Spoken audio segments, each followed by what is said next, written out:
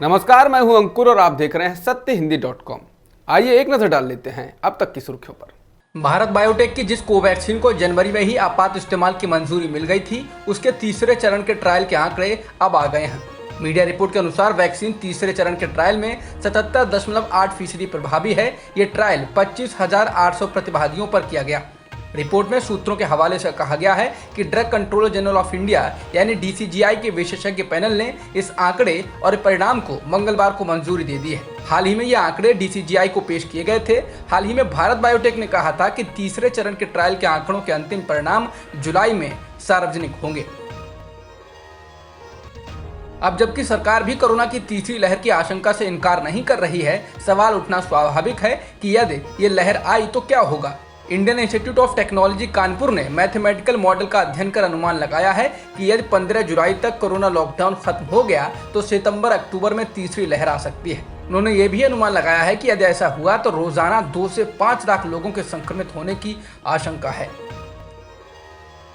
Uttar Pradesh BJP में सब कुछ ठीक करने की कोशिशें जारी हैं। इस बीच आज पहली बार यूपी के मुख्यमंत्री योगी आदित्यनाथ उप मुख्यमंत्री केशव प्रसाद मौर्य के आवास पर पहुंचे। बताया जा रहा है कि केशव प्रसाद मौर्य के आवास पर कोर कमेटी का लंच था। इस दौरान संघ के कृष्ण गोपाल सहित भाजपा कोर कमेटी के सभी सदस्य मौर्य के घर पहुंचे थे।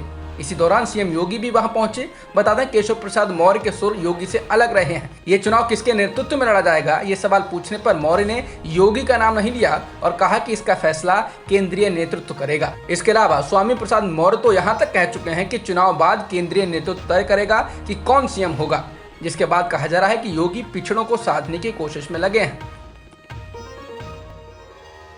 राहुल गांधी ने कोरोना महामारी के कारण देश में हुई बर्बादी को लेकर पीएम मोदी को निशाने पर लिया।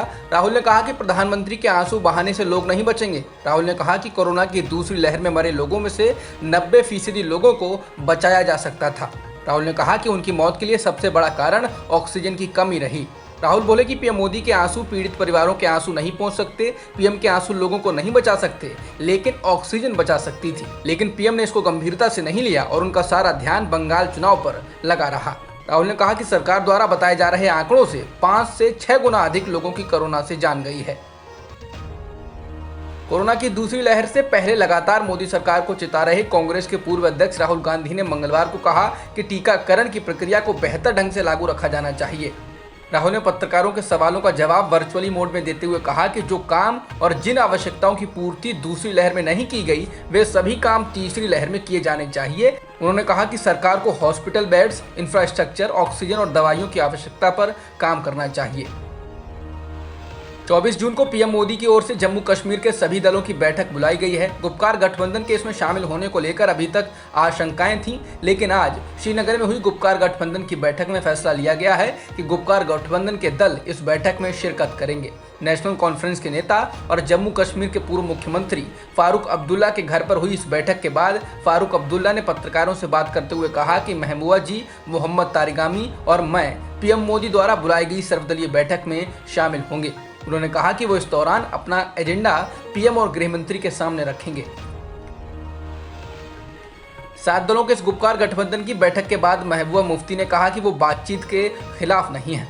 उन्होंने कहा कि प्रधानमंत्री के सामने राजनीतिक बंदियों की रिहाई का मुद्दा भी उठाया जाएगा। प्रधानमंत्री मोदी ने 24 जून को जम्मू कश्मीर के सभी दलों की बैठक बुलाई है। कहा जा रहा है कि इस दौरान राज्य में विधानसभा चुनाव कराए जाने पर चर्चा हो सकती है। तो वहीं इस बैठक में कांग्रेस की ओर से बुलाए गए कांग्रेस के वरिष्ठ नेता गुलाम नबी आजाद ने कहा कि वो इस दौरान जम्मू कश्मीर के पूर्ण राज्य की बहाली की मांग करेंगे। इंडियन एक्सप्रेस से बात करते हुए आजाद ने कहा कि इस बैठक में पूर्ण राज्य की बहाली अहम मुद्दा है।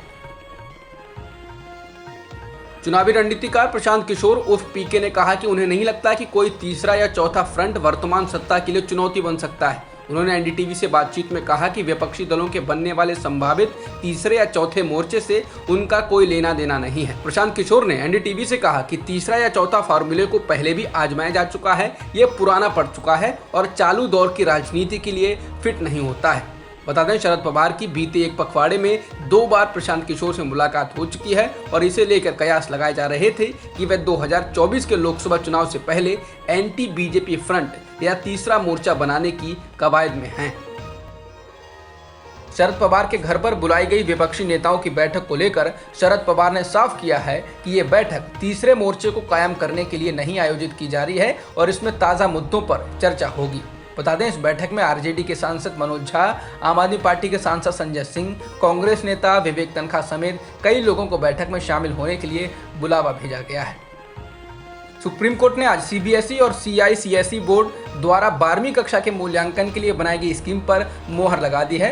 परीक्षा रद्द करने के खिलाफ दायर याचिका को रद्द करते हुए सुप्रीम कोर्ट ने बोर्ड के फैसले को ठीक और जायज ठहराया। कोर्ट ने कहा कि सरकार और बोर्ड दोनों ही छात्रों को लेकर चिंतित हैं, इसलिए परीक्षा को रद्द करने का फैसला लिया गया है। अब तक की खबरों में इतना ही। बाकी खबरों के लिए बने रहिए सत्यहिंदी.com के साथ। सत्य हिंदी का ऐप डाउनलोड करें गूगल प्ले स्टोर पर।